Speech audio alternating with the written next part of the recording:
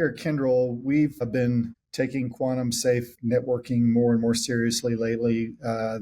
We've actually started hiring a group of people to be our kind of task force around quantum safe computing, quantum safe networking, security aspects of it. And we've been building up our own intellectual property around what we think is going, how the technology is coming together. My team has in particular been meeting with some of the network equipment providers that are starting to build stuff in this space. So namely Nokia and Cisco is where we're seeing a lot of the activity, but we're also seeing it in some of the other interesting companies, like Honeywell, for example. On the Nokia front, Nokia has focused on it has already got some products that they've rolled out around using pre-quantum quantum key encryption technology around optical networking. So basically, it provides quantum safe keys for encryption on both ends of the system, and then so that the data gets encrypted and then transmitted over the system and then decrypted on the other side. And it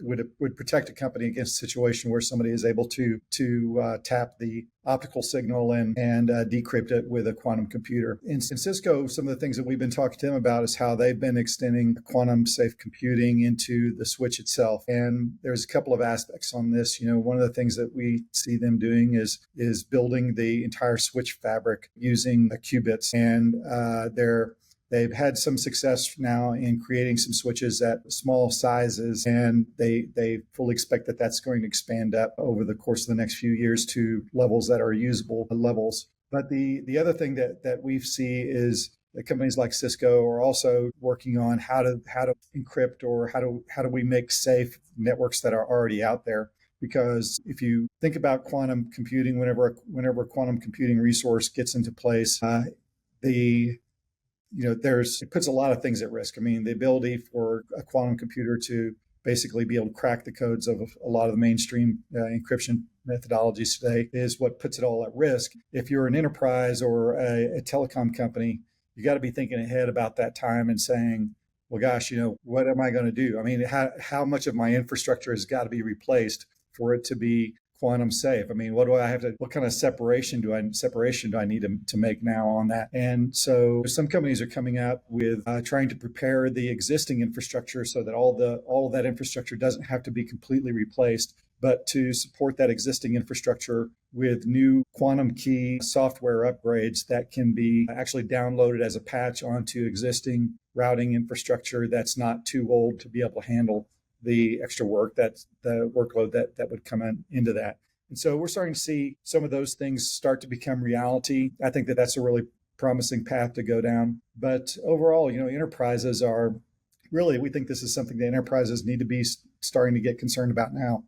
And the reason is that, Roy, you made a joke earlier about how quantum computing is always 10 years off, and that does always seem to be the case. But if you're a CIO of an enterprise, can you really just keep blowing this off and saying, oh, it'll be another 10 years out, it'll be another 10 years out. And, our team of experts that we have, that pulled together at Kyndryl to work on this stuff, is saying that, if you're a CIO and you want to, you want to prepare and know how to start preparing, you need to be thinking 5 years out. And, part of the reason for that is that there is strong belief in the industry that some particularly state actors are already, in fact, we already know that some really big state actors are pulling down information now, taking encrypted information, storing it, preparing it for use down the road whenever they can, and de-encrypt it with quantum computing. So when you talk about, large state actors,